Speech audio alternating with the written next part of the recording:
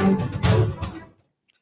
ਸ਼੍ਰੀ ਅਕਾਲ। ਤੁਸੀਂ ਜੁੜੇ ਹੋਏ ਹੋ ਪੰਜਾਬੀ ਰੇਡੀਓ USA ਦੇ ਨਾਲ ਤੇ ਮੈਂ ਹਾਂ ਪ੍ਰਵੀਨ ਸ਼ਰਮਾ ਲੈ ਕੇ ਹਾਜ਼ਰ ਹਾਂ ਪ੍ਰੋਗਰਾਮ ਖਬਰ ਤੇ ਨਜ਼ਰ। ਖਬਰ ਤੇ ਨਜ਼ਰ ਪ੍ਰੋਗਰਾਮ ਦੇ ਵਿੱਚ ਗੱਲਬਾਤ ਕਰਾਂਗੇ ਕੁਝ ਅਹਿਮ ਤੇ ਵੱਡੀਆਂ ਖਬਰਾਂ ਨੂੰ ਲੈ ਕੇ। ਇਹਨਾਂ ਖਬਰਾਂ ਤੇ ਚਰਚਾ ਕਰਨ ਦੇ ਲਈ ਮੇਰੇ ਨਾਲ ਜੁੜ ਚੁੱਕੇ ਨੇ ਪੰਜਾਬ ਤੋਂ ਪੱਤਰਕਾਰ ਦੀਪਕ ਸ਼ਰਮਾ ਚਨਾਰਥਲ ਜੀ। ਉਹਨਾਂ ਦਾ ਸਵਾਗਤ ਕਰਦੇ ਹਾਂ ਪਹਿਲਾਂ, ਫਿਰ ਕਰਾਂਗੇ ਇਹਨਾਂ ਖਬਰਾਂ ਨੂੰ ਲੈ ਕੇ ਚਰਚਾ। ਸ਼ਰਮਾ ਜੀ, ਸਤਿ ਸ਼੍ਰੀ ਅਕਾਲ, ਸਵਾਗਤ ਹੈ ਜੀ ਪੰਜਾਬੀ। ਸਤਿ ਸ਼੍ਰੀ ਅਕਾਲ ਪ੍ਰਵੀਨ ਜੀ, ਸਾਰੇ ਸਰੋਤਿਆਂ ਨੂੰ, ਸਾਰੇ ਦਰਸ਼ਕਾਂ ਨੂੰ ਮੇਰੀ ਪਿਆਰ ਭਰੀ ਸਤਿ ਸ਼੍ਰੀ ਅਕਾਲ ਜੀ। ਪ੍ਰੋਗਰਾਮ ਦੇ ਵਿੱਚ ਅੱਗੇ ਵਧਣ ਤੋਂ ਪਹਿਲਾਂ ਧੰਨਵਾਦ ਕਰਦੇ ਚੱਲੀਏ ਸਪਾਂਸਰਸ ਦਾ, ਜਿਹੜੇ ਜ਼ਰੀਆ ਬਣਦੇ ਨੇ ਇਹਨਾਂ ਪ੍ਰੋਗਰਾਮਾਂ ਨੂੰ ਤੁਹਾਡੇ ਤੱਕ ਪਹੁੰਚਾਉਣ ਦੇ ਲਈ। ਖਾਲਸਾ ਇੰਸ਼ੋਰੈਂਸ ਏਜੰਸੀ ਵਾਲੇ ਪਿਛਲੇ ਕਈ ਦਹਾਕਿਆਂ ਤੋਂ ਇੰਸ਼ੋਰੈਂਸ ਦੇ ਵਿੱਚ ਸ਼ਾਨਦਾਰ ਸੇਵਾਵਾਂ ਦੇ ਰਹੇ ਨੇ। ਕਿਸੇ ਵੀ ਤਰ੍ਹਾਂ ਦੀ ਇੰਸ਼ੋਰੈਂਸ ਬਾਰੇ ਪਤਾ ਕਰਨ ਦੇ ਲਈ ਨੰਬਰ ਹੈ 408-272-2500। ਇਹ ਕਵਰਡ ਕੈਲੀਫੋਰਨੀਆ ਤੇ ਵਾਮਾ ਕੇਅਰ ਬਾਬਤ ਅਮਰੀਕਾ ਭਰ ਦੇ ਵਿੱਚ ਸੇਵਾਵਾਂ ਦਿੰਦੇ ਨੇ। ਇਹਨਾਂ ਪਾਲਿਸੀਜ਼ ਬਾਰੇ, ਨਵੀਆਂ ਪਾਲਿਸੀਜ਼ ਬਾਰੇ ਕਿਸੇ ਵੀ ਚੇਂਜ ਕਰਵਾਉਣ ਦੇ ਲਈ ਅੱਜ ਹੀ ਡਾਇਲ ਕਰੋ 408-272-2500। ਟਰਕੀ ਨਾ ਇਮੀਗ੍ਰੇਸ਼ਨ ਲਾ ਫਰਮ ਵਾਲੇ, ਜੇ ਟਰਕੀ ਹੈ ਨਾ ਇਮੀਗ੍ਰੇਸ਼ਨ ਬਾਬਤ ਤੁਹਾਡਾ ਕੋਈ ਸਵਾਲ ਹੈ, ਕੋਈ ਸਲਾਹ ਕਰਨੀ ਹੈ ਤਾਂ ਅਟਾਰਨੀ ਟਰਕੀ ਇਹਨਾਂ ਦੇ ਨਾਲ ਤੁਸੀਂ 415-909-0503 ਤੇ ਗੱਲ ਕਰ ਸਕਦੇ ਹੋ। Gurdeep Singh Birdi Clovis, Satnam Singh Shergill Selma, Jagtar Singh Anandpuri Fremont, Surjit Singh Chahal Yuba City, Gurdeep Singh Gill ਤੇ ਪਰਿਵਾਰ Yuba City, Mandeep Singh Sarabjit Kaur San Jose, Manjit Singh San Jose, ਅਬੇ ਸੈਕਰਾਮੈਂਟੋ, ਮੀਰੀ ਪੀਰੀ ਸੇਵਾ ਸੁਸਾਇਟੀ ਫਰੈਜ਼ਨੋ ਤੇ ਜੱਸੀ ਗਿੱਲ ਬੇਕਰਸਫੀਲਡ ਤੋਂ। ਇਹਨਾਂ ਸਾਰੇ ਹੀ ਸਪਾਂਸਰ ਦਾ ਬਹੁਤ ਬਹੁਤ ਧੰਨਵਾਦ। ਤੇ ਜੇਕਰ ਤੁਸੀਂ ਵੀ ਇਹਨਾਂ ਪ੍ਰੋਗਰਾਮਾਂ ਨੂੰ ਸਪਾਂਸਰ ਕਰਨਾ ਚਾਹੁੰਦੇ ਹੋ ਤਾਂ ਸਟੂਡੀਓ ਦਾ ਨੰਬਰ ਹੈ 408-272-5200।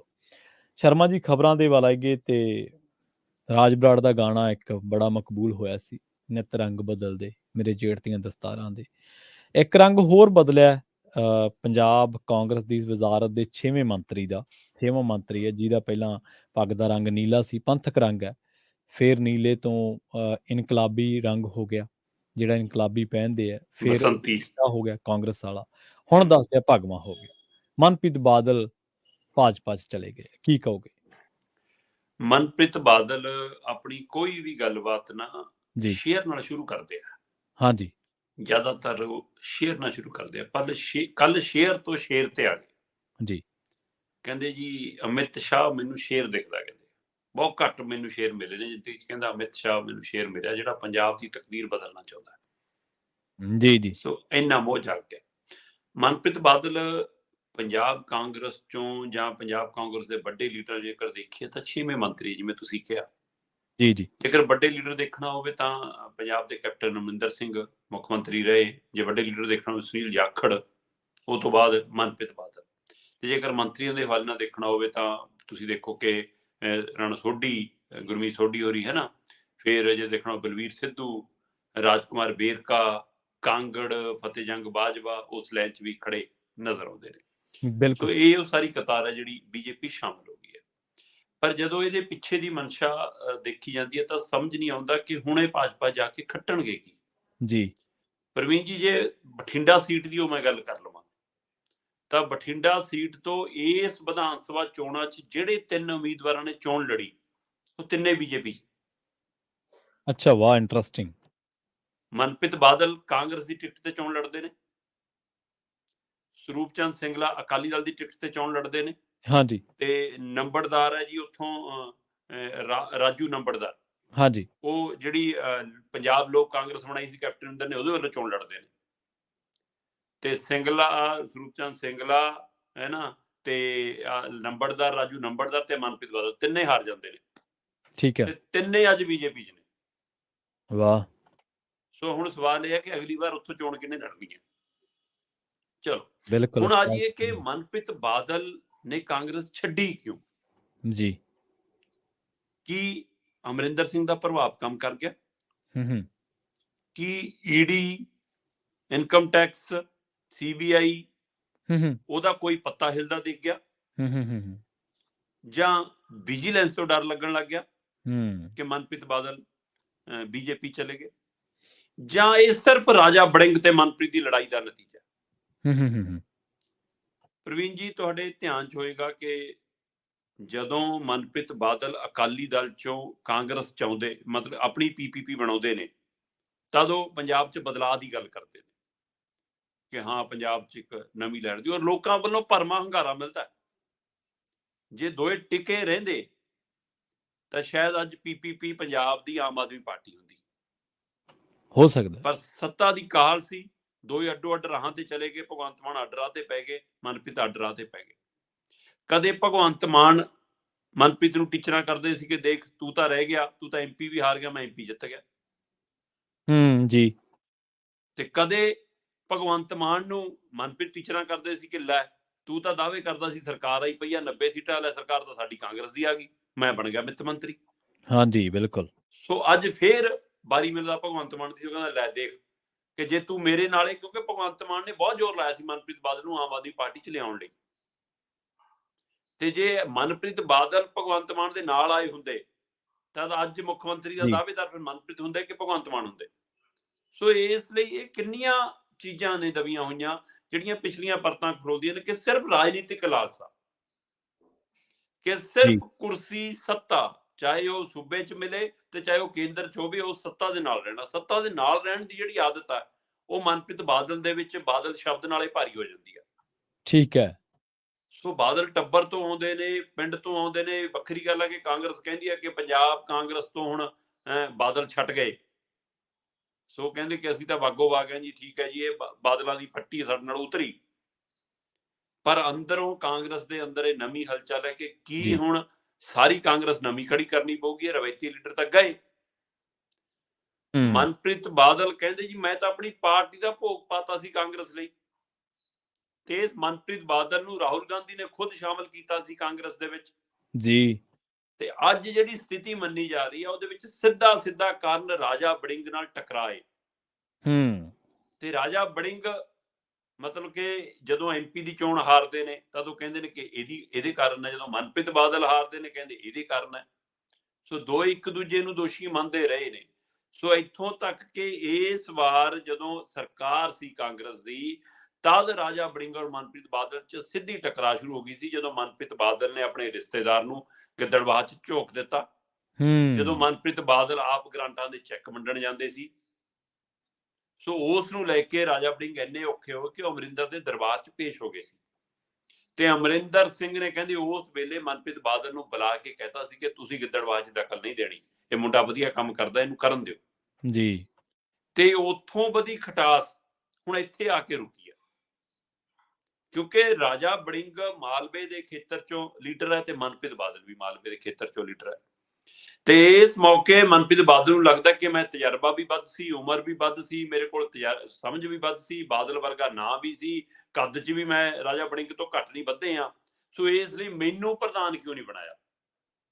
ਸੋ ਅਸਲ 'ਚ ਪ੍ਰਧਾਨਗੀ ਦੀ ਟੀਸ ਉਹਨਾਂ ਨੂੰ ਬੀਜੇਪੀ ਦੇ ਬੂਹਿਆਂ ਤੇ ਲੈ ਗਈ। ਠੀਕ ਹੈ। ਤੇ ਦੂਸਰੇ ਪਾਸੇ ਇਹ ਮੌਕਾ ਹੀ ਦਸਤੂਰ ਬਣ ਗਿਆ ਭਾਰਤ ਜੋੜੋ ਯਾਤਰਾ। ਚੰਦ ਦਿਨ ਪਹਿਲਾਂ ਹੀ ਮਤਲਬ 2 ਦਿਨ ਪਹਿਲਾਂ ਹੀ ਰਾਹੁਲ ਗਾਂਧੀ ਕਹਿੰਦੇ ਨੇ ਕਿ ਪੰਜਾਬ ਕਾਂਗਰਸ 'ਚ ਕੋਈ ਫੁੱਟ ਨਹੀਂ ਹੈਗੀ, ਸਾਰਾ ਕੁਝ ਠੀਕ ਹੈ। ਤੇ ਇਸ ਭਾਰਤ ਜੋੜੋ ਯਾਤਰਾ ਦੌਰਾਨ ਅਗਲਾ ਨੇ ਪੰਜਾਬ ਕਾਂਗਰਸ ਤੋੜ ਕੇ ਦਿਖਾਤੀ ਕਿ ਆਲੋ ਚੱਕੋ ਜੀ, ਤੁਹਾਡਾ ਤਾਂ ਨਾ ਮਨ ਤੁਹਾਡੇ ਨਾਲ ਹੈ, ਨਾ ਪ੍ਰੀਤ ਤੁਹਾਡੇ ਨਾਲ ਹੈ, ਸਾਰਾ ਕੁਝ ਤਾਂ ਸਾਡੇ ਨਾਲ ਆ ਗਿਆ। ਸੋ ਮਨਪ੍ਰੀਤ ਨੂੰ ਉੱਧਰ ਲੈ ਗਏ। ਸੋ ਹੁਣ ਇੱਥੇ ਕੀ ਮਨਪ੍ਰੀਤ ਕਿਸੇ ਭੂਮਿਕਾ ਚ ਆਉਣਗੇ? ਕੀ ਮਨਪ੍ਰੀਤ ਕੈਪਟਨ ਅਮਰਿੰਦਰ, ਸੁਨੀਲ ਜਾਖੜ, ਬਲਵੀਰ ਸਿੱਧੂ, ਫਤਿਹ ਜੰਗ ਬਾਜਵਾ, ਰਾਜਕੁਮਾਰ ਵੇਰਕਾ, ਸੋਢੀ ਉਹਨਾਂ ਤੋਂ ਬਾਅਦ ਲਾਈਨ 'ਚ ਖੜੇ ਨਜ਼ਰ ਆਉਣਗੇ, ਜਾਂ ਉਹਨਾਂ ਨੂੰ VIP ਲਾਈਨ 'ਚੋਂ ਲੰਘਾ ਕੇ ਮੂਹਰੇ ਬਰਾਬਰ ਖੜਾਉਣਾ, ਜਾਂ ਉਹ ਤੋਂ ਵੀ ਅੱਗੇ ਲਾਉਣਾ? ਇਹ ਵੀ ਇੱਕ ਸਵਾਲ ਹੈ। ਪਰ ਪਤਾ ਹੀ ਲੱਗ ਰਿਹਾ ਪ੍ਰਵੀਨ ਜੀ ਕਿ ਮਨਪ੍ਰੀਤ ਬਾਦਲ ਦੀ ਸ਼ਮੂਲੀਅਤ ਦੇ ਪਿੱਛੇ ਕੈਪਟਨ ਅਮਰਿੰਦਰ ਦੀ ਇੱਕ ਚੰਗੀ ਕਾਰਗੁਜ਼ਾਰੀ ਹੈ। ਪਰ ਜਿਹੜਾ ਅਸਤੀਫਾ ਦਿੱਤਾ ਉਹ ਬਾਕਮਾਲ ਹੈ। ਜਿੰਨਾ ਕਿ ਮੈਨੂੰ ਤੁਹਾਨੂੰ ਪਤਾ ਹੈ ਕਿ ਪੰਜਾਬ ਮਤਲਬ ਕਿ ਦੇਸ਼ ਦੇ ਵਿੱਚ ਹੁਣ ਜਿਹੜੀ ਕਾਂਗਰਸ ਪਾਰਟੀ ਦਾ ਪ੍ਰਧਾਨ ਉਹ ਤਾਂ ਖੜ ਗਿਆ, ਤੇ ਮਨਪ੍ਰੀਤ ਬਾਦਲ ਅਸਤੀਫਾ ਭੇਜਦੇ ਨੇ ਇੱਕ ਮੈਂਬਰ ਪਾਰਲੀਮੈਂਟ ਰਾਹੁਲ ਗਾਂਧੀ ਨੂੰ। ਸੋ ਇਹ ਗੱਲ ਫੇਰ ਸਾਬਤ ਕਰਦੀ ਹੈ ਕਿ ਇਹਦਾ ਮਤਲਬ ਕਾਂਗਰਸ ਦੇ ਅੰਦਰ ਹੋਲੀ ਸੋਲੀ ਰਾਹੁਲ ਗਾਂਧੀ ਹੈ, ਖੜ ਕੇ ਤਾਂ ਵਿਚਾਰਾ ਡੰਮੀ ਹੈ। ਤੇ ਉਹ ਅਸਤੀਫੇ ਦੇ ਵਿੱਚ ਕਹਿੰਦੇ ਨੇ ਜੀ ਮੈਂ ਤਾਂ ਕਾਂਗਰਸ ਦਾ ਲੰਮਾ ਇਤਿਹਾਸ ਦੇਖ ਕੇ ਆਇਆ ਸੀ, ਆਪਣੀ PPP ਦਾ ਭੋਗ ਵੀ ਪਾਤਾ ਸੀ ਤੇ ਉਹ ਵੀ ਸਾਰੀ ਸ਼ਾਮਲ ਕਰਤੀ ਸੀ, ਪਰ ਇੱਥੇ ਕਹਿੰਦੇ ਕਿ ਮਤਲਬ ਕਿ ਅੰਦਰ ਜਿਹੜੀ ਆਪਸ ਵਿੱਚ ਖਿੱਚੋਤਾਣ ਬਹੁਤ ਹੈ, ਇੱਕ ਦੂਜੇ ਨੂੰ ਠਿੱਬੀ ਲਾਉਣ ਦੀ ਕੋਸ਼ਿਸ਼ ਬਹੁਤ ਹੈ, ਈਗੋ ਬਹੁਤ ਹੈ, ਲੀਡਰਾਂ ਨੂੰ ਮਤਲਬ ਕਿ ਉਹਨਾਂ ਸਤਿਕਾਰ ਨਹੀਂ ਮਿਲਦਾ ਉਹਨਾਂ ਦੇ ਰੁਤਬੇ ਦੇ ਹਿਸਾਬ ਨਾਲ, ਇਸ ਲਈ ਮੈਂ ਛੱਡ ਕੇ ਜਾ ਰਿਹਾ। ਤੇ ਉਧਰ ਕਹਿੰਦੇ ਜੀ BJP ਤੋਂ ਮੈਨੂੰ ਉਮੀਦ ਹੈ, ਮੋਦੀ ਜੀ, ਅਮਿਤ ਸ਼ਾਹ ਪੰਜਾਬ ਦੇ ਲਈ ਕੁਝ ਕਰਨਾ ਚਾਹੁੰਦੇ ਨੇ, ਪੰਜਾਬ ਨੂੰ ਮੁੜ ਕੇ ਲੀਹ ਤੇ ਲਿਆਉਣ ਲਈ ਜੇਕਰ ਕੋਈ ਸਹੀ ਕੰਮ ਕਰ ਸਕਦਾ ਉਹ BJP ਕਰ ਸਕਦੀ ਹੈ। ਸੋ BJP ਦਾ ਅਮਿਤ ਸ਼ਾਹ ਸ਼ੇਰ ਹੈ। ਅੱਜ ਉਹ ਸਾਰਾ ਕੁਝ ਚੰਗਾ ਲੱਗਣ ਲੱਗ ਗਿਆ ਤੇ ਲੋਕਾਂ ਨੇ ਕੱਢ ਕੇ ਪੁਰਾਣੀਆਂ ਵੀਡੀਓ ਵੀ ਪਾਤੀਆਂ ਕਿ ਆ ਭਾਈ ਤੁਸੀਂ ਪੰਜਾਬ ਦੀ ਵਿਧਾਨ ਸਭਾ 'ਚ ਖੜ ਕੇ ਭੰਡਦੇ ਰਹੇ ਹੋ ਕਿ ਐਂ ਲੁੱਟਦੇ ਆ ਜੀ। ਇਹ ਵੱਖਰੀ ਗੱਲ ਹੈ ਕਿ ਜਦੋਂ GST ਆਈ ਸੀ ਤਦ ਉਹਨਾਂ ਦਾ ਸਮਰਥਨ ਕਰਨ ਵਾਲਾ 'ਚ ਮਨਪ੍ਰੀਤ ਬਾਦਲ ਸਭ ਤੋਂ ਪਹਿਲਾਂ ਸੀ। ਸੀਗੇ, ਬਿਲਕੁਲ ਸਹੀ ਹੈ। ਤੇ GST ਦਾ ਸਮਰਥਨ ਕੀਤਾ ਤਾਂ ਮਤਲਬ BJP ਦੀਆਂ ਨੀਤੀਆਂ ਦਾ ਸਮਰਥਨ ਸੀ। ਪਰ ਸਵਾਲ ਇਹ ਹੈ ਕਿ ਜਿਹੜਾ ਬੰਦਾ ਜੀ, ਕਦੇ ਤੱਕੜੀ ਦੇ ਚੋਣ ਨਿਸ਼ਾਨ ਤੇ ਲੜਦਾ ਸੀ, ਜੀ। ਠੀਕ ਹੈ, ਉਹ ਪਤੰਗ ਉਡਾਉਣ ਲੱਗਿਆ ਹੂੰ, ਤੇ ਹੂੰ। ਉਹਨੇ ਪਤੰਗ ਰਾਹੁਲ ਗਾਂਧੀ ਦੇ ਹੱਥਾਂ 'ਚ ਦੇ ਕੇ ਪੰਜਾ ਫੜ ਲਿਆ ਤੇ ਅੱਜ ਪਤੰਗ ਵੀ ਕੱਟੀ ਗਈ ਤੇ ਪੰਜਾ ਵੀ ਛੁੱਟ ਗਿਆ ਤੇ ਤੱਕੜੀ ਤਾਂ ਫਿਰ ਹੱਥ ਆਉਣੀ ਓ ਕਿਸੇ ਜਦ ਹੱਥੇ ਨਹੀਂ ਰਿਹਾ। ਸੋ ਹੁਣ ਜੀ। ਦੇਖਦੇ ਆ ਜੀ ਚਿੱਕੜ 'ਚ ਉਤਰ ਕੇ ਕਮਲ ਦਾ ਫੁੱਲ ਕਿੰਨਾ ਕੁ ਖਿਲਦਾ ਮਨਪ੍ਰੀਤ ਬਾਦਲ ਦਾ। ਹਾਂਜੀ, ਹਾਂਜੀ, ਬਿਲਕੁਲ ਦੇਖਦੇ ਹਾਂ ਕਿੰਨੀ ਕਰਾਸ ਆਉਂਦੀ ਹੈ ਇਹਨਾਂ ਨੂੰ ਬੀਜੇਪੀ। ਪਰ ਇੱਕ ਸਵਾਲ ਸ਼ਰਮਾ ਜੀ ਹੋਰ ਨਾਲ ਦੀ ਨਾਲ ਖੜਾ ਹੋ ਗਿਆ, ਉਹ ਇਹ ਹੈ ਕਿ ਇਹ ਲੰਘੇ ਦਿਨੀਂ ਮਿਲ ਕੇ ਆਏ ਆ ਨਵਜੋਤ ਸਿੰਘ ਸਿੱਧੂ ਨੂੰ ਤੇ ਹੁਣ ਸਵਾਲ ਸਿਆਸੀ ਹਲਕਿਆਂ ਦੇ ਵਿੱਚ ਚਰਚਾ ਇਹ ਵੀ ਹੈ ਵੀ ਨਵਜੋਤ ਸਿੱਧੂ ਵੀ ਕੋਈ ਕਰੜਾ ਫੈਸਲਾ ਲੈ ਸਕਦੇ ਆ। ਮਨਪ੍ਰੀਤ ਬਾਦਲ ਤਾਂ ਕਹਿੰਦੇ ਗਏ ਕਿ ਨਵਜੋਤ ਸਿੰਘ ਸਿੱਧੂ ਦੀ ਵੀ ਵਾਰੀ ਆ ਚੁੱਕੀ ਹੈ, ਉਹ ਵੀ ਜਾ ਸਕਦੇ ਉੱਧਰ। ਪ੍ਰਵੀਨ ਜੀ ਇਹਦੇ 2-3 ਪਹਿਲੂ ਨੇ। ਇਹਨੂੰ ਬੜੀ ਤਕਨੀਕੀ ਪੱਖ ਤੋਂ ਸਮਝਣ ਦੀ ਲੋੜ ਹੈ ਇਹ ਸਾਰੇ ਪਹਿਲੂ। ਤੁਸੀਂ ਇਹ ਦੇਖੋ ਕਿ ਜਦੋਂ ਨਵਜੋਤ ਸਿੱਧੂ ਜੇਲ੍ਹ 'ਚ ਨੇ, ਪਟਿਆਲਾ ਜੇਲ੍ਹ 'ਚ ਨੇ, ਉਸੇ ਜੇਲ੍ਹ 'ਚ ਭਾਰਤ ਜੀ, ਭੂਸ਼ਣ ਆਸ਼ੂ ਨੇ, ਉਸੇ ਜੇਲ੍ਹ 'ਚ ਰਾਜਾ ਵੜਿੰਗ ਦੇ ਗਿੱਦੜਬਾਹਾ ਹਲਕੇ ਤੋਂ ਕੁਝ ਕਾਂਗਰਸੀ ਵਰਕਰ ਵੱਖ-ਵੱਖ ਮਾਮਲਿਆਂ 'ਚ ਅੰਦਰ ਨੇ। ਜੀ, ਜੀ। ਰਾਜਾ ਵੜਿੰਗ 2 ਵਾਰ ਜਾਂਦੇ ਨੇ ਹੂੰ, ਪਰ ਉਹ ਨਵਜੋਤ ਸਿੱਧੂ ਨਾਲ ਮੁਲਾਕਾਤ ਕਰਕੇ ਨਹੀਂ ਆਉਂਦੇ। ਭਾਰਤ ਭੂਸ਼ਣ ਆਸ਼ੂ ਨੂੰ ਮਿਲਣ ਦੇ ਲਈ ਰਵਨੀਤ ਬਿੱਟੂ ਜਾਂਦੇ ਨੇ ਪਰ ਉਹ ਨਵਜੋਤ ਸਿੱਧੂ ਨਾਲ ਮੁਲਾਕਾਤ ਕਰਕੇ ਨਹੀਂ ਆਉਂਦੇ। ਤੇ ਨਵਜੋਤ ਸਿੱਧੂ ਜਦੋਂ ਜੇਲ੍ਹ 'ਚ ਜਾਂਦੇ ਨੇ ਉਹ ਤੋਂ ਚੰਦ ਦਿਨ ਪਹਿਲਾਂ ਕਾਂਗਰਸ ਹਾਈ ਕਮਾਂਡ ਨੇ ਰਾਹੁਲ ਗਾਂਧੀ, ਸੋਨੀਆ ਗਾਂਧੀ, ਪ੍ਰਿਯੰਕਾ ਤੇ ਇਹਨਾਂ ਦੀ ਸਮੁੱਚੀ ਕਾਂਗਰਸ ਲੀਡਰਸ਼ਿਪ ਨੇ ਤੈਅ ਕਰ ਲਿਆ ਸੀ ਕਿ ਆਉਂਦੇ ਹਫ਼ਤੇ 'ਚ ਨਵਜੋਤ ਸਿੱਧੂ ਨੂੰ ਕਾਂਗਰਸ ਤੋਂ ਬਾਹਰ ਕਰ ਦੇਣਾ ਤੇ ਪੂਰੀ ਤਿਆਰੀ ਸੀ। ਪਰ ਪਿਛਲੇ ਚੰਦ ਦਿਨ ਪਹਿਲਾਂ ਤੋਂ ਆਪਾਂ ਲਗਾਤਾਰ ਇਸ ਖਬਰ ਦੇ ਵਿੱਚ, ਇਸ ਹੂੰ, ਪ੍ਰੋਗਰਾਮ ਦੇ ਵਿੱਚ ਚਰਚਾ ਕਰਦੇ ਰਹੇ ਕਿ ਪ੍ਰਿਯੰਕਾ ਗਾਂਧੀ ਦੀ ਚਿੱਠੀ ਜਾਂਦੀ ਆ। ਜੀ, ਪ੍ਰਿਯੰਕਾ ਗਾਂਧੀ ਪੰਜਾਬ ਕਾਂਗਰਸ ਦੇ ਲੀਡਰਾਂ ਨੂੰ ਹਦਾਇਤ ਕਰਦੀ ਆ ਕਿ ਜਿੱਦਣ ਨਵਜੋਤ ਸਿੱਧੂ ਆਵੇ ਸਾਰੇ ਬਾਹਰ ਖੜੇ ਹੋਵੋ, ਸਵਾਗਤ ਲਈ ਖੜੇ ਹੋਵੋ। ਸ਼ਡਿਊਲ ਜਾਰੀ ਹੁੰਦਾ ਹੈ ਕਿ 26 ਜਨਵਰੀ ਜੇ ਬਾਹਰ ਆਏ ਤਾਂ ਆਉਂਦੇ ਹੀ ਪਹਿਲਾਂ ਦੁੱਖ ਨਿਵਾਰਨ ਸਾਹਿਬ ਜਾਣਗੇ, ਫਿਰ ਕਾਲੀ ਮਾਤਾ ਦੇ ਮੰਦਿਰ ਜਾਣਗੇ, ਫਿਰ ਆਪਣੇ ਘਰ ਦੇ ਨੇੜੇ ਇੱਕ ਦਰਗਾਹ ਤੇ ਜਾਣਗੇ, ਫਿਰ ਘਰੇ ਚਾਹ ਪਾਣੀ ਦਾ ਪ੍ਰਬੰਧ ਹੈ ਸਾਰਾ ਕੁਝ। ਅਗਲੇ ਦਿਨ ਦਰਬਾਰ ਸਾਹਿਬ ਨਜ਼ਰ ਆਉਣਗੇ। ਉਸ ਤੋਂ ਬਾਅਦ ਨਾਲ ਹੀ ਉਸ ਦਿਨ ਰਾਹੁਲ ਗਾਂਧੀ ਦੀ ਯਾਤਰਾ ਦੇ ਆਖਰੀ ਪੜਾਅ 'ਚ ਨਜ਼ਰ ਆ ਸਕਦੇ ਨੇ। ਇਹ ਸਾਰਾ ਸ਼ਡਿਊਲ ਬਾਹਰ ਆ ਗਿਆ। ਸੋ ਜਿਹੜੀ ਕਾਂਗਰਸ ਨਵਜੋਤ ਸਿੱਧੂ ਨੂੰ ਤੋੜਨ ਦੀ ਤਿਆਰੀ ਵਿੱਚ ਸੀ, ਉਹ ਕਹਿੰਦੀ ਹੈ ਸਵਾਗਤ ਲਈ ਸਾਰਿਆਂ ਨੇ ਖੜਨਾ। ਰਾਹੁਲ ਗਾਂਧੀ ਪੰਜਾਬ 'ਚ ਕਹਿੰਦੇ ਨੇ ਕਿ ਨਵਜੋਤ ਸਿੱਧੂ ਦਾ ਕੱਦ ਬਹੁਤ ਵੱਡਾ ਹੈ, ਤਜਰਬਾ ਬਹੁਤ ਵੱਡਾ ਹੈ, ਅਸੀਂ ਉਹਨੂੰ ਕੋਈ ਵੱਡਾ ਰੁਤਬਾ ਦੇਵਾਂਗੇ। ਆਪਾਂ 2 ਦਿਨ ਪਹਿਲਾਂ ਹੀ ਗੱਲ ਕਰਕੇ ਹਟੇ ਹਾਂ ਕਿ ਉਹਨਾਂ ਨੂੰ ਵੱਡਾ ਅਹੁਦਾ ਮਿਲ ਸਕਦਾ। ਤੇ ਪਰ ਆ ਮਨਪ੍ਰੀਤ ਬਾਦਲ ਨੇ ਜਿਵੇਂ ਹੀ ਭਾਜਪਾ ਜੁਆਇਨ ਕਰੀ ਤਦ ਇਹ ਸਾਰੇ ਸਵਾਲਾਂ ਦੇ ਜਵਾਬ ਮਿਲਣ ਲੱਗੇ ਕਿ ਪ੍ਰਿਯੰਕਾ ਗਾਂਧੀ ਨੂੰ ਹੇਜ ਕਿਉਂ ਜਾਗਿਆ ਮਨਪ੍ਰੀਤ ਬਾਦਲ ਨਾਲ, ਕਿਉਂ ਉਹਨੇ ਚਿੱਠੀ ਲਿਖੀ, ਕਿਉਂ ਉਹਨੇ ਸਵਾਗਤ ਲਈ ਬੰਦੇ ਖੜੇ ਕੀਤੇ, ਕਿਉਂ ਰਾਹੁਲ ਗਾਂਧੀ ਨੂੰ ਕਹਿਣਾ ਪਿਆ ਕਿ ਉਹਨੂੰ ਬਣਦਾ ਉਹਦੇ ਸਤਿਕਾਰ ਦਾ ਰੁਤਬਾ ਮਿਲੂਗਾ, ਕਿ ਉਹਨੂੰ ਦੁਬਾਰਾ ਪ੍ਰਧਾਨਗੀ ਦਾ ਲਾਲਚ ਦਿੱਤਾ ਜਾ ਰਿਹਾ, ਕਿ ਉਸ ਨੂੰ ਕਾਂਗਰਸ 'ਚ ਰੋਕਣ ਦੀ ਕਵਾਇਦ ਕੀਤੀ ਜਾ ਰਹੀ ਹੈ। ਮਨਪ੍ਰੀਤ ਬਾਦਲ 2-3 ਵਾਰ ਜੇਲ੍ਹ 'ਚ ਗਏ ਨੇ, 2-3 ਵਾਰ ਕੱਲੇ ਸਿੱਧੂ ਨੂੰ ਮਿਲ ਕੇ ਆਏ ਨੇ। ਠੀਕ ਹੈ। ਹੁਣ ਸਵਾਲ ਇਹ ਹੈ ਜਿਹੜਾ ਤੁਸੀਂ ਕਿਹਾ ਕਿ ਕੀ ਨਵਜੋਤ ਸਿੱਧੂ ਵੀ ਜਾਣਗੇ? ਮਨਪ੍ਰੀਤ ਬਾਦਲ ਤਾਂ ਗਏ, ਕੀ ਸਿੱਧੂ ਵੀ ਭਾਜਪਾ 'ਚ ਜਾਣਗੇ? ਦੇਖੋ, ਜੇਕਰ ਤਾਂ ਰਾਜਨੀਤਿਕ ਪਹਿਲੂ ਤੋਂ ਸਮਝਣਾ ਹੋਵੇ ਫਿਰ ਤਾਂ ਕੋਈ ਮਸਲਾ ਨਹੀਂ ਪ੍ਰਵੀਨ ਜੀ, ਕਿਉਂਕਿ ਰਾਜਨੀਤੀ ਦੇ ਵਿੱਚ ਅਸੰਭਵ ਸ਼ਬਦ ਕੋਈ ਨਹੀਂ ਹੈਗਾ। ਜਿਹੜੇ ਜੀ, ਅੱਜ ਰਾਹੁਲ ਨੂੰ ਪੱਪੂ ਸ਼ਬਦ ਨਾਲ ਬੁਲਾਉਂਦੇ ਨੇ, ਉਹ ਪੱਪੂ ਹਾਂਜੀ। ਸ਼ਬਦ ਕਿਹਨੇ ਦਿੱਤਾ? ਨਵਜੋਤ ਸਿੱਧੂ ਨੇ। ਹੂੰ, ਸੋਨੀਆ ਗਾਂਧੀ ਨੂੰ ਮੁੰਨੀ ਬਦਨਾਮ ਹੋਈ ਸ਼ਬਦ ਕਿਹਨੇ ਦਿੱਤਾ? ਨਵਜੋਤ ਸਿੱਧੂ ਨੇ। ਜੀ, ਡਾਕਟਰ ਮਨਮੋਹਨ ਸਿੰਘ ਜੀ ਨੂੰ ਜਿਹੜੇ ਵਿਰੋਧੀਆਂ ਦੇ ਵੀ ਸਤਿਕਾਰਤ ਰਹੇ ਨੇ, ਉਹਨੂੰ ਸਰਦਾਰ ਅਸਰਦਾਰ ਨਹੀਂ ਕਿਹਨੇ ਕਿਹਾ? ਸਰਦਾਰ ਹੁੰਦਿਆਂ ਵੀ ਨਵਜੋਤ ਸਿੱਧੂ ਨੇ। ਸਿੱਧੂ ਸਾਹਿਬ ਨੇ, ਜੀ। ਤੇ ਉਸੇ ਕਾਂਗਰਸ ਨੂੰ ਇਹ ਮਨਜ਼ੂਰ ਹੋ ਗਿਆ ਨਵਜੋਤ ਸਿੱਧੂ, ਤੇ ਫਿਰ ਜੀ, ਪੱਪੂ ਛੋਟਾ ਭਰਾ ਵੀ ਬਣ ਗਿਆ ਹੈ, ਤੇ ਮੁੰਨੀ ਬਦਨਾਮ ਮੰਮੀ ਵੀ ਬਣ ਗਈ ਹੈ, ਤੇ ਸਰਦਾਰ ਅਸਰਦਾਰ ਵੀ ਬਣ ਗਿਆ। ਫਿਰ ਮਨਮੋਹਨ ਸਿੰਘ ਦੀਆਂ ਤਾਰੀਫਾਂ ਵੀ ਕੀਤੀਆਂ। ਹਾਂਜੀ, ਹਾਂਜੀ। ਸੋ ਇਸ ਲਈ ਉਹੀ ਸ਼ੇਅਰ, ਉਹੀ ਤਾਰੀਫਾਂ ਹੈ, ਉਹੀ ਕਹਾਣੀ ਕਿ ਮੈਂ ਤਾਂ ਬਹਿੰਦਾ ਹੋਇਆ ਇੱਕ 3 ਪੱਤਾ ਏ ਜੀ ਉਹ ਹੈ ਨਾ ਬੇਲ ਦਾ, ਤੇ ਮੈਂ ਹਾਂਜੀ। ਸ਼ਿਵਲਿੰਗ ਤੇ ਆ ਕੇ ਟਿਕ ਜਾਣਾ। ਸੋ ਇਹੀ ਜੀ ਕਹਾਣੀ ਫੇਰ ਸੁਣਾ ਦੇਣਗੇ ਜੇ ਬੀਜੇਪੀ 'ਚ ਚਲੇ ਗਏ ਹੁਣ।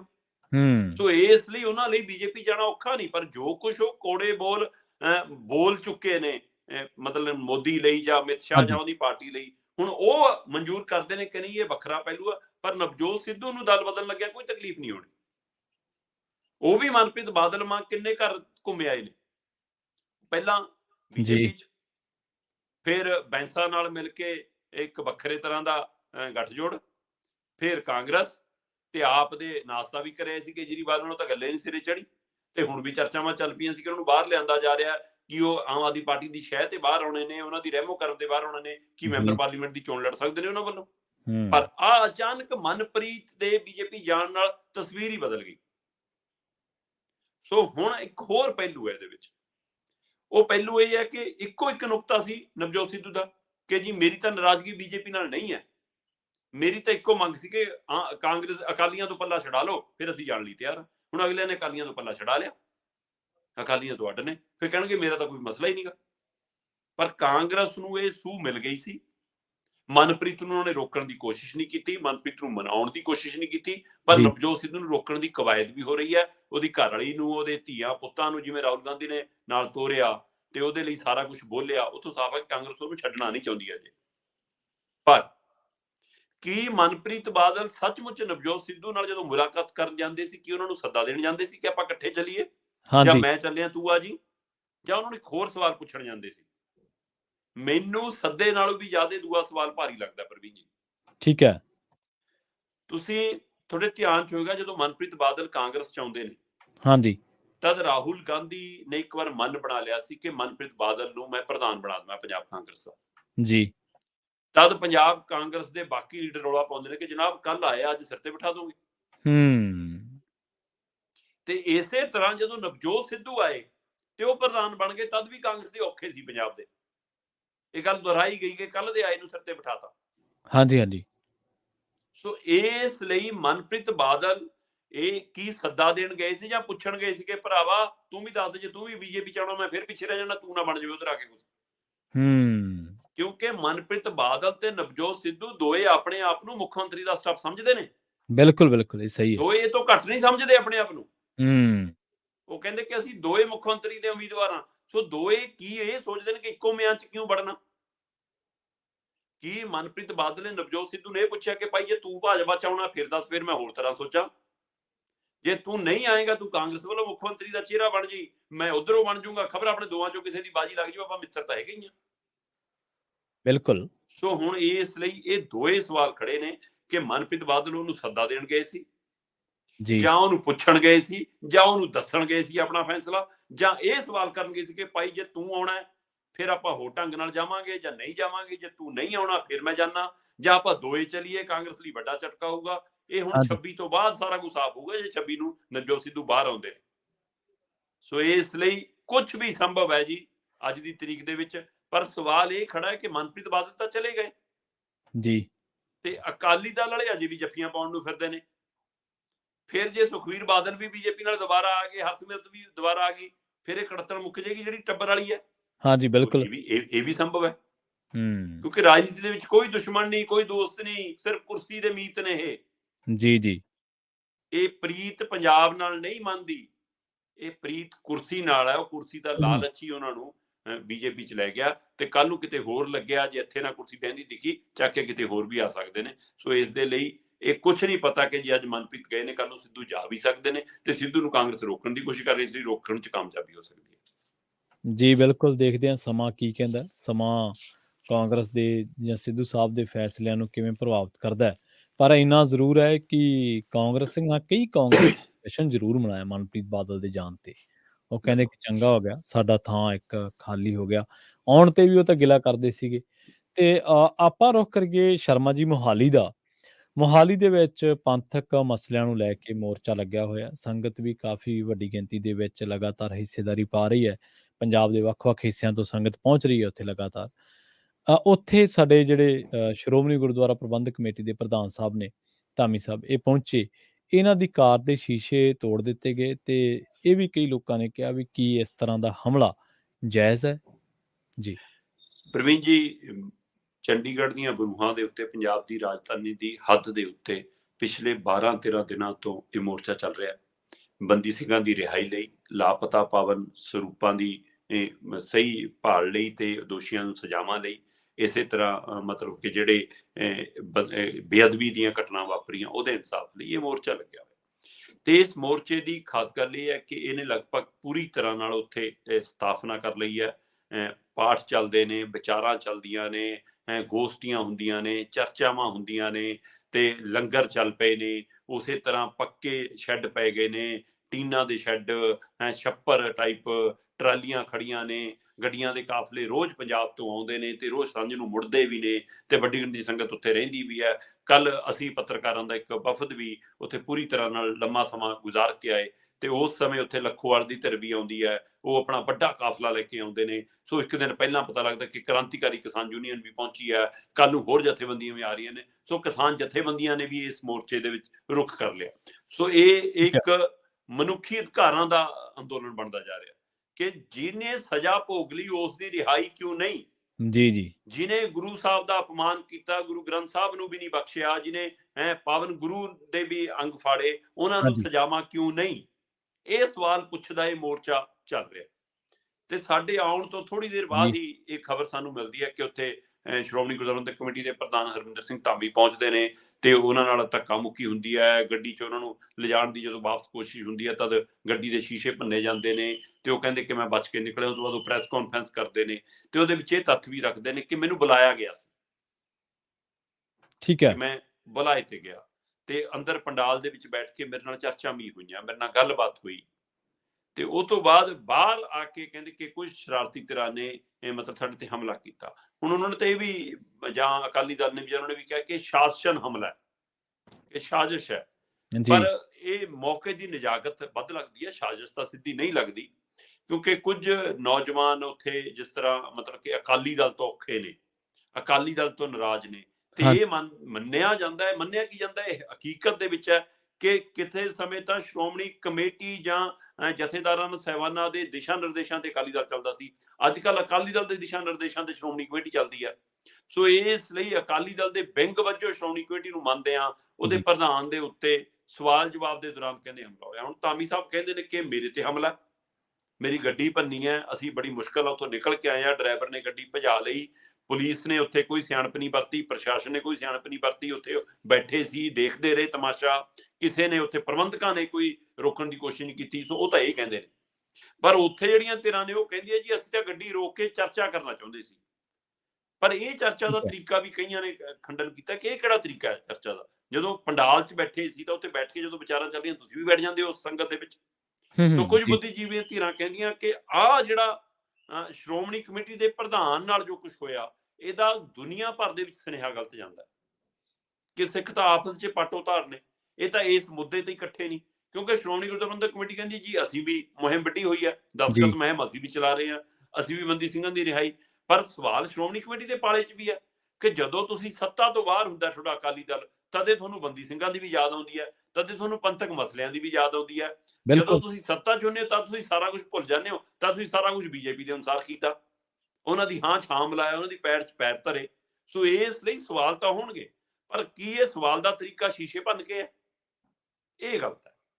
ਇਸ ਨੂੰ ਲੈ ਕੇ ਕੁਝ ਪੰਥਕ ਧਿਰਾਂ ਨੇ ਵੀ, ਸਮਾਜਿਕ ਧਿਰਾਂ ਨੇ ਵੀ ਕਿਹਾ ਕਿ ਨਹੀਂ, ਇਹ ਤਰੀਕਾ ਸਹੀ ਨਹੀਂ ਸੀ, ਇਹਦੇ ਨਾਲ ਸਿੱਖੀ ਦਾ ਅਕਸ ਨੂੰ ਢਾਹ ਲੱਗਦੀ ਹੈ। ਸ਼੍ਰੋਮਣੀ ਕਮੇਟੀ ਦਾ ਅਕਸ ਜੋ ਬਣਿਆ ਉਹ ਬਣਿਆ ਹੀ ਹੈ, ਪਰ ਹਰਵਿੰਦਰ ਸਿੰਘ ਧਾਮੀ ਉਹਨਾਂ ਦੀ ਨਿੱਜੀ ਜਿਹੜੀ ਦਿੱਖ ਹੈ ਉਹ ਕਾਫੀ ਪਾਕ ਸਾਫ ਮੰਨੀ ਜਾਂਦੀ ਹੈ। ਜੀ ਜੀ ਤੁਸੀਂ ਹੈਰਾਨ ਹੋਵੋਗੇ ਪ੍ਰਵੀਨ ਜੀ, ਜਦੋਂ ਮਤਲਬ ਪਹਿਲਾਂ ਇਹਨਾਂ ਤੋਂ ਪਹਿਲਾਂ ਜਿਹੜੇ ਪ੍ਰਧਾਨ ਸੀ ਲੁਧਿਆਣੇ ਤੋਂ, ਅਵਤਾਰ ਸਿੰਘ ਕੀ ਆ ਉਹ, ਹੈ ਨਾ, ਕੜ ਸਾਹਿਬ ਮੱਕੜ, ਹਾਂ, ਹੈ ਨਾ, ਜਦੋਂ ਮੱਕੜ ਉਹਨਾਂ ਨੂੰ ਪ੍ਰਧਾਨ ਬਣਾਇਆ, ਉਹ ਤੋਂ ਪਹਿਲਾਂ ਪ੍ਰਧਾਨ ਬਣਾਉਣ ਦੇ ਲਈ ਬਾਦਲ ਨੇ ਹਰਵਿੰਦਰ ਸਿੰਘ ਧਾਮੀ ਨੂੰ ਹੀ ਚੁਣਿਆ ਸੀ। ਜੀ ਤੇ ਧਾਮੀ ਉਹਨਾਂ ਨੂੰ ਕਿਹਾ ਗਿਆ ਬਾਦਲ ਨੇ ਕਿ ਭਾਈ ਤਿਆਰੀ ਕਰ ਲੈ, ਤੈਨੂੰ ਸ਼੍ਰੋਮਣੀ ਕਮੇਟੀ ਦਾ ਪ੍ਰਧਾਨ ਬਣਾਉਣਾ। ਕਹਿੰਦੇ ਜੀ 2 ਦਿਨ ਦਾ ਸਮਾਂ ਦੇ ਦਿਓ ਸੋਚਣ ਦਾ। ਤੇ ਬਾਦਲ ਸਾਹਿਬ ਕਹਿੰਦੇ ਕਿ ਇੱਥੇ ਤਾਂ ਲੋਕ ਲਾਈਨ ਲਾਉਂਦੇ ਨੇ ਕਿ ਸਾਨੂੰ ਲਾਓ ਜੀ ਪ੍ਰਧਾਨ ਸਿਫਾਰਸ਼ਾਂ ਤੇ, ਤੂੰ ਸਮਾਂ ਮੰਗੀ ਜਾਂਦਾ। ਕਹਿੰਦੇ ਨਹੀਂ ਜੀ, ਮੈਂ ਸਮਝਦਾ ਕਿ ਮੈਂ ਇਸ ਪਦ ਅਹੁਦੇ ਤੇ ਕਾਬਲ ਵੀ ਹਾਂ, ਮੈਂ ਸੇਵਾ ਨਿਭਾ ਵੀ ਸਕਦਾ ਕਿ ਨਹੀਂ। ਜੀ ਜੀ ਸੋ ਇਹੋ ਜਿਹੇ ਹਲੀਮੀ ਵਾਲੇ ਤੇ ਧਾਮੀ ਉਹਨਾਂ ਨੇ ਇਨਕਾਰ ਕਰਤਾ ਸੀ 2 ਦਿਨਾਂ ਬਾਅਦ ਵੀ ਕਿ ਮੈਂ ਨਹੀਂ ਬਣਨਾ ਪ੍ਰਧਾਨ। ਠੀਕ ਹੈ। ਤੇ ਉਹ ਤੋਂ ਬਾਅਦ ਇਹਨਾਂ ਨੂੰ ਫਿਰ ਕਾਰਜਕਾਰਨੀ 'ਚ ਲਿਆ, ਸਕੱਤਰ ਲਿਆ, ਤਾਂ ਕਿ ਵਾਈਸ ਪ੍ਰਧਾਨ ਲਿਆ, ਫਿਰ ਉਸ ਸਿਸਟਮ 'ਚੋਂ ਲੰਘਾਇਆ ਤੇ ਫਿਰ ਦੁਬਾਰਾ ਪ੍ਰਧਾਨ ਬਣਾਇਆ।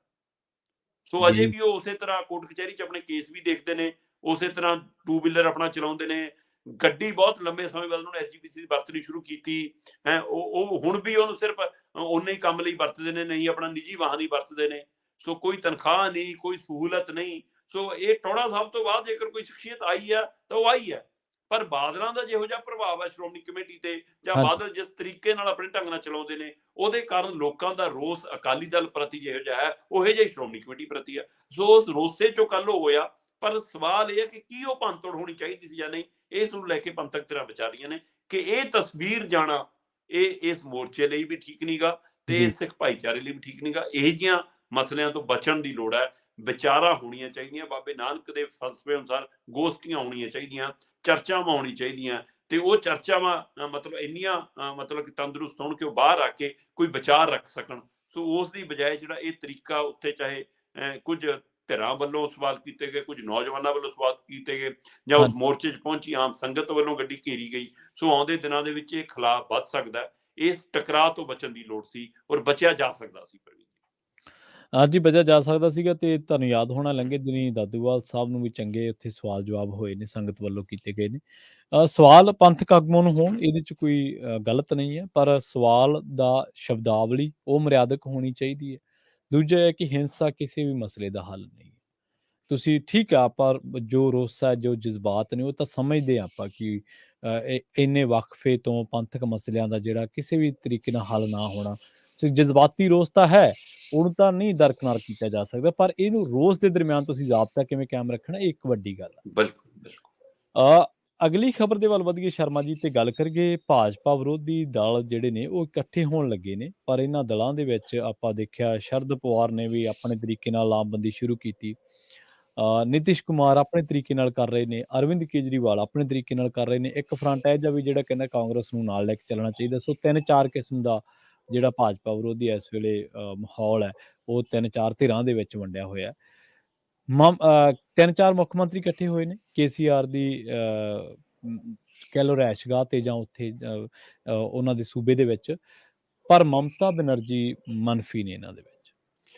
ਬਿਲਕੁਲ ਪ੍ਰਵੀਨ ਜੀ, ਜੇਕਰ ਤੁਸੀਂ ਦੇਖੋ ਤਾਂ ਮੁੱਖ ਮੰਤਰੀ ਭਗਵੰਤ ਮਾਨ ਉੱਥੇ ਹਾਜ਼ਰ ਸੀ, ਕੇਜਰੀਵਾਲ ਉੱਥੇ ਹਾਜ਼ਰ ਸੀ, ਹੈ ਨਾ, ਹਾਂਜੀ ਕੇਸੀਰਾਓ ਰਾਓ ਉੱਥੇ ਹਾਜ਼ਰ ਸੀ, ਅਖਿਲੇਸ਼ ਯਾਦਵ ਉੱਥੇ ਮੌਜੂਦ ਸੀ। ਸੋ ਜੇ ਹੋਰ ਕਈ ਲੀਡਰ ਉੱਥੇ, ਹੋਰ ਕਈ ਦਲਾਂ ਦੇ ਆਗੂ ਉੱਥੇ ਮੌਜੂਦ ਸੀ, ਤੇ ਉਹਦੇ ਹਾਂਜੀ ਵਿੱਚ ਭਗਵੰਤ ਮਾਨ ਨੇ, ਅਰਵਿੰਦ ਕੇਜਰੀਵਾਲ ਨੇ, ਦਿੱਲੀ ਦੇ ਐਲਜੀ ਦੇ ਹਵਾਲੇ ਨਾਲ, ਪੰਜਾਬ ਦੇ ਰਾਜਪਾਲ ਦੇ ਹਵਾਲੇ ਨਾਲ, ਦਿੱਲੀ ਦੀ ਕੇਂਦਰ ਸਰਕਾਰ ਦੇ ਹਵਾਲੇ ਨਾਲ ਕਈ ਸਵਾਲ ਖੜੇ ਕੀਤੇ ਕਿ ਭਾਜਪਾ ਸੂਬਿਆਂ ਦੇ ਅਧਿਕਾਰ ਖੋਣਾ ਚਾਹੁੰਦੀ ਹੈ, ਰਾਜਪਾਲ ਆਪਣੀ ਮਰਜ਼ੀ ਨਾਲ ਚਲਾਉਣਾ ਚਾਹੁੰਦੇ ਨੇ, ਹਾਂਜੀ ਸਾਨੂੰ ਸਿਲੇਬਸ ਦਿੰਦੇ ਨੇ। ਕੇਜਰੀਵਾਲ ਕਹਿੰਦੇ ਕਿ ਜਿਵੇਂ ਸਾਡਾ ਹੈਡਮਾਸਟਰ ਲੱਗਿਆ ਹੋਵੇ, ਤੇ ਅਸੀਂ ਜਦੋਂ ਅਧਿਆਪਕਾਂ ਨੂੰ ਬਾਹਰ ਭੇਜਣਾ ਚਾਹੁੰਦੇ ਹਾਂ ਤਾਂ ਉਹਦੀਆਂ ਫਾਈਲਾਂ ਰੋਕ ਲੈਂਦੇ ਨੇ। ਸੋ ਇਸ ਹਵਾਲੇ ਨਾਲ ਇਹ ਸਾਰੀਆਂ ਧਿਰਾਂ ਉਹ ਇਕੱਠੀਆਂ ਹੋਈਆਂ ਜਿਹੜੀਆਂ ਜੀ ਬੀਜੇਪੀ ਨੂੰ ਘੇਰਨਾ ਵੀ ਚਾਹੁੰਦੀਆਂ ਨੇ, ਤੇ ਪਰ ਕਿਸੇ ਤਰ੍ਹਾਂ ਨਾਲ ਐਂ ਲੱਗਦਾ ਕਦੇ ਕਦੇ ਕਿ ਜਿਵੇਂ ਕੇਜਰੀਵਾਲ ਬੀਜੇਪੀ ਦੀ ਸਹਾਇਤਾ ਕਰ ਜਾਂਦੇ ਨੇ। ਕਿਉਂਕਿ ਜਿਹੜੇ ਨਾਂ ਤੁਸੀਂ ਲਏ, ਸਵਾਲ ਇਹ ਹੈ ਹਾਂਜੀ ਕਿ ਜੇ ਬੀਜੇਪੀ ਦੀ ਘੇਰਾਬੰਦੀ ਕਰਨੀ ਆ, ਤਾਂ ਇਹ ਚਾਹੇ ਕੇਸੀਰਾਓ ਰਾਓ ਨੇ, ਚਾਹੇ ਅਖਿਲੇਸ਼ ਯਾਦਵ ਨੇ, ਚਾਹੇ ਕੇਜਰੀਵਾਲ ਨੇ, ਤੇ ਚਾਹੇ ਸ਼ਰਦ ਪਵਾਰ ਨੇ, ਚਾਹੇ ਮਮਤਾ ਬੈਨਰਜੀ ਹੈ, ਚਾਹੇ ਨਿਤੀਸ਼ ਕੁਮਾਰ ਨੇ, ਫਿਰ ਇੱਕ ਮੰਚ ਤੇ ਕਿਉਂ ਨਹੀਂ ਆਉਂਦੇ? ਇੱਕ ਝੰਡੇ ਠੀਕ ਹੈ ਥੱਲੇ ਕਿਉਂ ਨਹੀਂ ਆਉਂਦੇ? ਸੋ ਇੱਕ ਲਾਮਬੰਦੀ ਕਿਉਂ ਨਹੀਂ? ਅੱਡੋ ਅੱਡ ਫਰੰਟ ਕਿਉਂ? ਸੋ ਕੀ ਨਿਤੀਸ਼ ਫਾਇਦਾ ਪਹੁੰਚਾ ਜਾਂਦੇ ਨੇ, ਕੀ ਕੇਜਰੀਵਾਲ ਫਾਇਦਾ ਪਹੁੰਚਾ ਜਾਂਦੇ ਨੇ? ਕੌਣ ਓਵੈਸੀ ਬਣ ਜਾਂਦਾ, ਇਹਨਾਂ ਚੋਂ ਪਤਾ ਹੀ ਨਹੀਂ ਲੱਗਦਾ। ਸੋ ਇਸ ਲਈ ਇਹ ਸਵਾਲ ਖੜਾ ਹੈ ਕਿ ਕੀ ਸੱਚਮੁੱਚ ਬੀਜੇਪੀ ਦੇ ਖਿਲਾਫ ਲੜ ਰਹੇ ਹੋ ਜਾਂ ਬੀਜੇਪੀ ਲਈ ਲੜ ਰਹੇ ਹੋ? ਜੀ ਜੀ ਇਹ ਸਵਾਲ ਰਹੇਗਾ, ਕਿਉਂਕਿ ਭਗਵੰਤ ਮਾਨ ਜਿਸ ਸ਼ਿੱਦਤ ਨਾਲ ਬੀਜੇਪੀ ਦੀ ਸਟੇਜਾਂ ਤੇ ਜਾਂਦੇ ਨੇ, ਮੈਂ ਬੀਜੇਪੀ ਦੀ ਸਟੇਜ ਬੜੀ ਗੰਭੀਰਤਾ ਨਾਲ ਕਹਿ ਰਿਹਾ, ਕਹਿਣ ਨੂੰ ਉਹ ਸਰਕਾਰੀ ਸਟੇਜ ਹੁੰਦੀ ਹੈ, ਠੀਕ ਹੈ ਪਰ ਨਰਿੰਦਰ ਮੋਦੀ ਜੀ ਕਦੇ ਵੀ ਪ੍ਰਧਾਨ ਮੰਤਰੀ ਵਜੋਂ ਵਿਚਰਦੇ ਹੀ ਨਹੀਂ। ਉਹ ਤਾਂ ਕਾਰਜਕਾਰਨੀ ਦੀ ਬੈਠਕ ਦੇ ਵਿੱਚ ਵੀ ਇਹ ਮਤਲਬ ਕਿ ਰੋਡ ਸ਼ੋਅ ਕੱਢਦੇ ਨੇ। ਸੋ ਹੂੰ ਇਸ ਲਈ ਉਹ ਹਮੇਸ਼ਾ ਲੀਡਰ ਬਣ ਕੇ ਵਿਚਰਦੇ ਨੇ। ਦੋਨਾਂ ਦੀ ਸਟੇਜ ਤੇ ਜਾਣਾ, ਬੀਜੇਪੀ ਦੀ ਸਟੇਜ ਤੇ ਜਾਣਾ ਹੁੰਦਾ। ਸੋ ਇਸ ਲਈ ਜਿਸ ਸ਼ਿੱਦਤ ਨਾਲ ਜਾਂਦੇ ਨੇ, ਇਹਦਾ ਮਤਲਬ ਉਧਰ ਵੀ ਰਿਸ਼ਤਾ ਹੈਗਾ ਤੁਹਾਡਾ ਤਾਂ। ਤੇ ਇਸ ਲਈ ਲੋਕ ਬੜੀ ਗੰਭੀਰਤਾ ਨਾਲ ਦੇਖਦੇ ਨੇ, ਔਰ ਲੋਕਾਂ ਨੂੰ ਅਜੇ ਕੋਈ ਇਹ ਗੰਭੀਰਤਾ ਨਜ਼ਰ ਨਹੀਂ ਆਉਂਦੀ ਵਿਰੋਧੀ ਦਲਾਂ ਦੇ ਵਿੱਚ ਕਿ ਉਹ ਸੱਚਮੁੱਚ 24 ਦੇ ਵਿੱਚ ਬੀਜੇਪੀ ਦੇ ਸਾਹਮਣੇ ਇਕੱਠਿਆਂ ਹੋ ਕੇ ਲੜਨ ਵਾਲੀ ਸੂਰਤ 'ਚ ਨੇ, ਜਾਂ ਆਪਣੀ ਆਪਣੀ ਦਿੱਖ ਉਭਾਰਨ 'ਚ ਲੱਗੇ। ਜੀ ਸ਼ਰਮਾ ਜੀ, ਜਾਂਦੇ ਜਾਂਦੇ ਗੱਲ ਕਰੀਏ ਪੈਟਰੋਲ ਤੇ ਡੀਜ਼ਲ ਦੀ। ਕਹਿੰਦੇ ਦੁੱਧ ਉੱਤੇ ਨਹੀਂ, ਮਲਾਈ ਤਾਂ ਪੈਟਰੋਲ ਡੀਜ਼ਲ ਤੇ ਵੀ ਆਉਂਦੀ ਹੈ, ਪਰ ਸਵਾਲ ਇਹ ਹੈ ਕਿ ਇਹ ਮਲਾਈ ਛਕ ਕੌਣ ਰਿਹਾ? ਪ੍ਰਵੀਨ ਜੀ, ਇਹ ਮਲਾਈ ਕਾਰਪੋਰੇਟ ਘਰਾਣੇ ਛਕਦੇ ਨੇ। ਇਹ ਮਲਾਈ ਇਸ ਮੌਕੇ ਸਿੱਧੇ ਰੂਪ 'ਚ, ਜੇਕਰ ਮੈਂ ਹੁਣ ਦੀ ਗੱਲ ਕਰਾਂ ਤਾਂ ਪਿਛਲੇ 7 ਮਹੀਨਿਆਂ ਤੋਂ ਕੇਂਦਰ ਸਰਕਾਰ ਹੂੰ ਤੇ ਤੇਲ ਕੰਪਨੀਆਂ ਛਕ ਰਹੀਆਂ ਨੇ। ਪ੍ਰਵੀਨ ਜੀ, ਤੁਸੀਂ ਹੈਰਾਨ ਹੋਵੋਗੇ ਕਿ ਪਿਛਲੇ ਹਾਂਜੀ 7 ਮਹੀਨਿਆਂ 'ਚ ਕੱਚਾ ਤੇਲ 32% ਸਸਤਾ ਹੋਇਆ, ਠੀਕ ਹੈ ਤੇ ਪੈਟਰੋਲ ਡੀਜ਼ਲ ਦੇ ਰੇਟ ਦੇ ਵਿੱਚ 1 ਪੈਸੇ ਦੀ ਵੀ ਕਮੀ ਨਹੀਂ ਆਈ। 7 ਮਹੀਨਿਆਂ ਦੇ ਵਿੱਚ ਜਿਸ ਰੇਟ ਦੀ ਕੀਮਤ ਤੇਲ ਦੀ 32% ਦੀ ਕੱਚੇ ਤੇਲ ਦੀ ਜੀ ਘਟੀ, ਜੀ ਉਸ ਹਿਸਾਬ ਨਾਲ ਜਿਹੜੇ ਮਾਹਰ ਨੇ ਉਹ ਕਹਿੰਦੇ ਜੀ ਅੱਜ ਦੀ ਤਰੀਕ 'ਚ ਪੰਜਾਬ 'ਚ ਭਾਰਤ 'ਚ 18 ਤੋਂ 20 ਰੁਪਏ ਪੈਟਰੋਲ ਡੀਜ਼ਲ ਪ੍ਰਤੀ ਲੀਟਰ ਸਸਤਾ ਹੋਣਾ ਚਾਹੀਦਾ, ਪਰ ਨਹੀਂ ਜੀ ਹੋ ਰਿਹਾ। 2022 ਦੇ ਜੂਨ ਮਹੀਨੇ ਦੇ ਵਿੱਚ ਜੀ 57 ਰੁਪਏ ਲੀਟਰ ਪੈ ਰਿਹਾ ਸੀ ਔਸਤ ਕੱਚਾ ਤੇਲ, ਠੀਕ ਹੈ ਤੇ ਅੱਜ ਜਨਵਰੀ ਦੇ ਵਿੱਚ ਇਹ 39 ਰੁਪਏ ਪ੍ਰਤੀ ਲੀਟਰ ਪੈ ਰਿਹਾ। 57 ਰੁਪਏ ਤੋਂ ਘਟ ਕੇ 39 ਰੁਪਏ ਪ੍ਰਤੀ ਲੀਟਰ ਤੇ ਕੱਚਾ ਤੇਲ ਆ ਗਿਆ, ਪਰ ਇੱਥੇ ਸਾਡੇ ਪੈਟਰੋਲ ਡੀਜ਼ਲ ਦੀ ਕੀਮਤ 'ਚ 1 ਰੁਪਏ ਦੀ ਕਮੀ ਨਹੀਂ ਆਈ। ਲੋ ਮੈਂ ਕੁਝ ਅੰਕੜੇ ਰੱਖ ਦੇਣਾ, ਤੁਸੀਂ ਇੱਥੋਂ ਅੰਦਾਜ਼ਾ ਜੀ ਲਾਓ ਕਿ ਜੂਨ 2022 ਦੇ ਵਿੱਚ ਜਿਹੜਾ ਕੱਚਾ ਤੇਲ ਸੀ ਉਹ 9003 ਰੁਪਏ ਪ੍ਰਤੀ ਬੈਰਲ ਦੇ ਹਿਸਾਬ ਨਾਲ ਮਿਲ ਰਿਹਾ ਸੀ।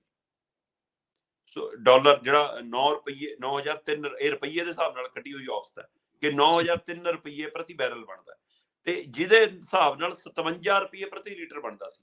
ਤੇ ਹੁਣ ਜਦੋਂ ਅਸੀਂ ਅੱਜ ਦੀ ਤਰੀਕ 'ਚ ਦੇਖਦੇ ਹਾਂ ਤਾਂ 6222 ਰੁਪਏ ਪ੍ਰਤੀ ਬੈਰਲ ਤੇ ਆ ਗਿਆ, ਤੇ ਇਹਦਾ ਮਤਲਬ ਇਹ 39 ਰੁਪਏ ਪ੍ਰਤੀ ਲੀਟਰ ਦੇ ਹਿਸਾਬ ਨਾਲ ਕੱਚਾ ਤੇਲ ਮਿਲ ਰਿਹਾ, ਪਰ ਉਹਦੇ ਬਾਵਜੂਦ ਵੀ ਸਾਨੂੰ ਰੇਟ ਉਹੀ ਮਿਲ ਰਿਹਾ। ਸੋ ਇੱਥੇ ਫਿਰ ਮਲਾਈ ਕੌਣ ਛਕ ਰਿਹਾ? ਸੋ ਇਸ ਲਈ ਕਦੇ ਦੁੱਧ ਤੇ ਮਲਾਈ ਨਹੀਂ ਆਉਂਦੀ, ਮਲਾਈ ਪੈਟਰੋਲ ਡੀਜ਼ਲ ਤੇ ਆ ਰਹੀ ਔਰ ਛਕ ਰਹੇ ਨੇ। ਹੋਰ ਛੱਡੋ, ਆ ਰੂਸ ਯੂਕਰੇਨ ਦੀ ਜੰਗ ਦੇ ਦੌਰਾਨ ਵੱਡੀ ਤਾਦਾਦ ਦੇ ਵਿੱਚ ਇਹਨਾਂ ਨੇ ਡੀਲ ਕਰਕੇ ਕੱਚਾ ਤੇਲ ਜੋ ਮਾਰਕੀਟ ਰੇਟ ਹੈਗਾ, ਜਿਹੜਾ 39 ਰੁਪਏ ਦੀ ਵੀ ਆਪਾਂ ਗੱਲ ਕਰਦੇ ਆ, ਉਹ ਤੋਂ ਵੀ ਥੱਲੇ ਖਰੀਦਿਆ, ਤੇ ਕੀ ਉਹ ਸਟੋਰ ਕੀਤਾ ਜਾ ਰਿਹਾ? ਕੀ ਉਸ ਨੂੰ 24 ਦੀਆਂ ਚੋਣਾਂ ਤੋਂ ਪਹਿਲਾਂ ਸਸਤਾ ਕਰਕੇ ਵੇਚਣਾ ਜਾਂ ਵੰਡਣਾ? ਸੋ ਕਿਹੜੀ ਕਵਾਇਦ ਹੈ?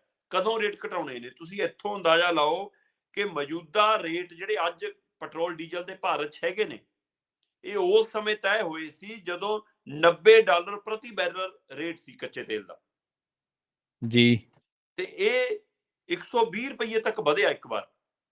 $90 ਪ੍ਰਤੀ ਬੈਰਲ ਵਾਲਾ ਰੇਟ 120 ਰੁਪਏ ਡਾਲਰ ਪ੍ਰਤੀ ਬੈਰਲ ਤੱਕ ਗਿਆ, ਤੇ ਉਸ ਸਮੇਂ ਕੁਝ ਸੂਬਿਆਂ ਦੀ ਚੋਣਾਂ ਸੀ, ਸਰਕਾਰ ਕਹਿੰਦੀ ਨਾ ਨਾ ਨਾ ਰੇਟ ਨਾ ਛੱਡਿਓ, ਕੋਈ ਚੱਕਰ ਨਹੀਂ, ਮਾੜੀ ਜਿਹੀ ਟੀਸ ਪੱਟ ਲਓ, ਤੁਹਾਨੂੰ ਆਪਾਂ ਮਲਾਈ ਛਕਾਵਾਂਗੇ ਚੰਗੀ। ਤੇ ਅੱਜ ਦੀ ਤਰੀਕ 'ਚ ਇਹ 72 ਤੋਂ $75 ਪ੍ਰਤੀ ਬੈਰਲ ਤੇ ਆ ਗਿਆ।